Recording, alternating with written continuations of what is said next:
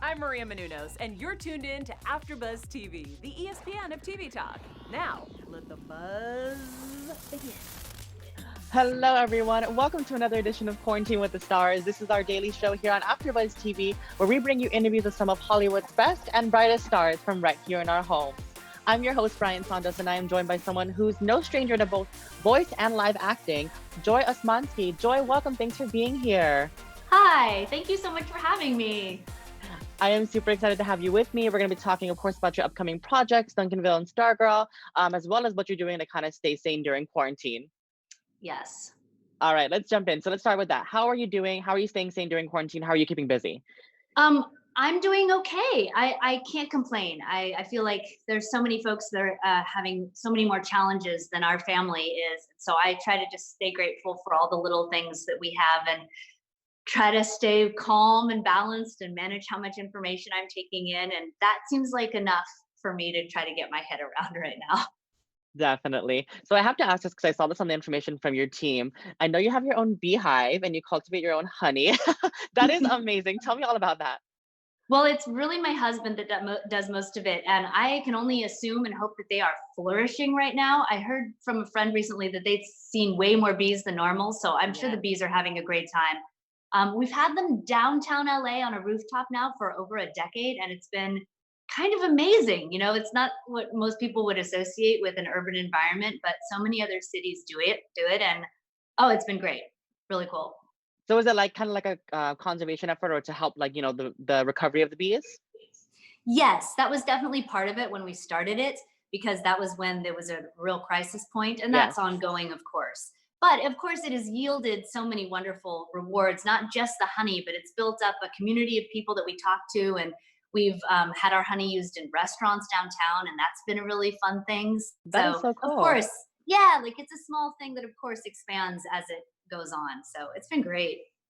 I love that. All right. So how about as an actor? Like how are you staying sharp as an actor during quarantine? Are you reading scripts, watching TV or film? What are you up to? I'm not really worrying about that, to be honest. Like, I feel like I see there are acting challenges that are going on, and I think the people that are engaging in those, great, more power to you. I personally am not working on a monologue right now. I feel, I feel like the main monologue I deliver is the one that I tell to my kids, which is, just I for love them to, that. yeah, for them to have fun and remain children. And I don't really want to worry about anything beyond that right now. I feel like I'm not the person in the time of a pandemic that's going to write or crank out the great American novel. That's not me. It was a lot, and I'm really grateful to you that I had to like take a shower today. So that's my big accomplishment.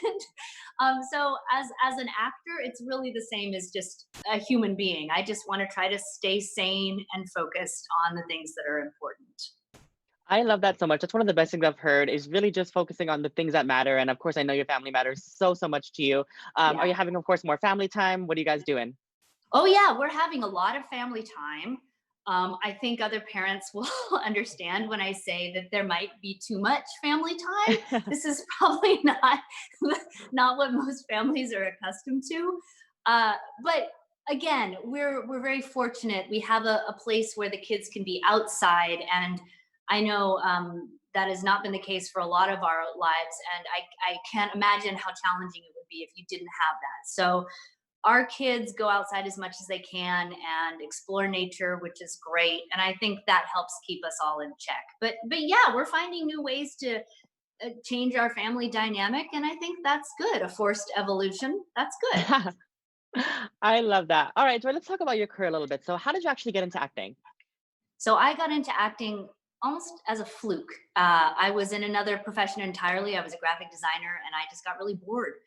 It was creative, but I just sat at a desk all day, clacking away by myself, and I missed being part of a community. So I found a local audition and auditioned for that play and got in, and it kind of just went from there. It was not anything intentional. And maybe that's why it worked, because I wasn't trying to control it. I'm definitely someone who likes to, keep a tight rein on things if possible, which is, never the case. But with this, it just kind of happened organically, and step after step moved me forward. And here I am today. But it was never my intention to enter a profession with this much uncertainty. Nope. I 100% agree with you. Like, I am such a control freak as well, and just trying to have my hand in everything and making sure it all goes right. But of course, we can't control everything. So, like, Yeah. kind of what this is teaching us is kind of to just go with the flow, and everything kind of has a plan. It's going to work itself out. So, Yeah, whether we want it to or not, and how we want it to or not. I mean, that's, you can absolutely. only be responsible for yourself and the people you love. Hopefully you can help them, and that is it. Yes. All right. So let's talk about some of your upcoming roles. So let's start with Duncanville. So what was it like working on an animated show and doing like voice acting? It's completely surreal. It's a fantasy. You know what I mean? Like, for first of all, the team of people that they have assembled is incredible. I remember when I auditioned for it, I was like, wait, who is involved? Amy Poehler? Okay, fine, I'm done. And then when I found out it was the Scullys, and then Ty came along and Rashida, I was just like, this is unreal. I still, to be very honest, cannot believe that I'm part of this project. Riki and Yasser and I and Betsy will sit around the table reads and just be like, we here? Like, you're here? Okay, I see you. Because it's unbelievable. And Amy and everyone, they're so generous and creative and have nothing to prove. Like, these are comedy veterans. So to Mhm. be in that environment is really lovely and supportive. And we just got our season 2 pickup, which is super exciting and news I was really grateful for in all of this chaos. So it's been a dream come true. I love that so much. All right, so let's also talk about your live acting. So you're going to be in Stargirl on DC and kind of CW. So what was it like working on that show and being part of that whole DC CW universe? Because I'm a big CW Okay, that's awesome. You probably know 10,000 times more about the world than fan. I do. I am completely a newbie to this world, and I've already learned a bit. And I'm trusting fans to really educate me about it because I know fans are passionate and know a ton. So Stargirl was happening concurrently with Duncanville, which was kind of Hmm. kooky. So I would literally fly to Atlanta to be a supervillain and kick someone's butt, and then I would fly back to LA and play a 5-year-old. And for a while, my brain my brain was like, where, what? There was no crossover. Like, I never used the Jing voice when I was when I was in when I was in Stargirl, but like it was a little kooky in my brain. Again, an incredibly fortunate project to be a part of. Like, I don't know what I did in a past life, but I did one thing right because last year's creative work was so unique and satisfying. And Jeff Johns, the creator, is again such a creative, supportive, nurturing force. And I felt that from the beginning. He was incredibly inclusive with all the actors, and that is not always the case. Absolutely. And yeah, so I don't take that for granted. And I don't know about the other actors, but I felt like I was part of a family from the get-go, and that was lovely. And Breck, the number one on the call sheet, that's where it starts. Like, if that person isn't a great leader and a positive force, which she absolutely is, that stuff trickles down. And it was a pleasure to work on that show. I love that. It's coming out in May, I believe, right? And it's going to be on both Yes. DC and CW. So kind of like both a web and TV broadcast. Yes, which is crazy. Like, we were all really excited about being on DC Universe, and then when we found out it was going to be on another platform, I think everyone's head just kind of exploded. Do you know what I mean? Because of course, when you work on something that you really care about and are passionate about, and that you actually want to watch, then you want as many people as possible to see it. And we don't always work on things we actually want people to see. So this is really the combination of all the best elements into one. It's so cool. I love that. Well, yeah, like I mentioned, I'm a big CW fan, so I cannot wait to see it. It's gonna be amazing, I'm sure. Good. So really quick, I also have like a kind of dance background. I know you have a dance and ballet Oh, background as well. yeah. So tell me about that. Like, has it translated into your acting in any way, or are you doing stunts, dance stunts, anything like that?